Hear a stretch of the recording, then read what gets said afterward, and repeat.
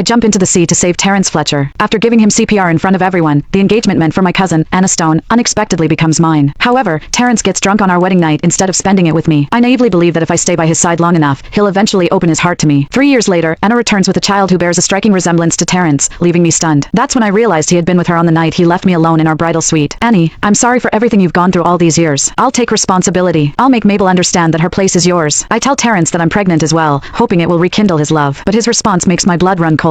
Get rid of it. I'm forced onto the operating table, where 2 lives end at once. When I open my eyes again, I'm back on the day Terrence falls into the sea. As I see him drenched to the bone, I turn to the crowd and call out for Anna. Terrence Fletcher opened his eyes in pain, coughing up mouthfuls of water. His voice was hoarse when he snapped, "Get lost." But when he saw clearly who was in front of him, he suddenly froze. "Annie? Why is it you?" He looked around and spotted me in the corner. I was just as drenched as he was. In my previous life, I had jumped into the sea without hesitation to save Terrence. But when he gained consciousness, he had pushed me away, looking at me with sheer disgust in his eyes. He had someone bring him a towel and a bottle of water. Then, in front of everyone, he had rinsed his mouth and wiped his lips as if he had been contaminated. But now, Terrence, I'm so relieved to see you're okay. Anna Stone knelt beside him, her face a mix of concern and shyness. She hesitated before deliberately covering her lips with her hand. Terrence understood her unspoken message and chose to stay silent. He simply allowed Anna to help him stand. Without sparing me a glance, he left with her. I knew Terrence had been drugged, which had caused him to lose his balance and fall into the sea. In my previous life, he had quickly found out who was behind it. Therefore, there was no need for me to step in and remind him. The seawater had been freezing, and that night, I came down with a fever. There was a knock on my door. My mind was hazy, but the moment I opened the door and saw Terrence, I snapped wide awake. "What are you doing here?" Terrence leaned against the doorframe, giving me a cool glance. "Mabel, what kind of stunt are you pulling this time?" I looked at him in confusion. "I don't know what you're talking about." He let out a cold, mocking laugh. "In front of all those people, you deliberately called Annie over to give me CPR. Why didn't you do it yourself? How can you be so selfish?" Click the link in my bio to get the full story for free.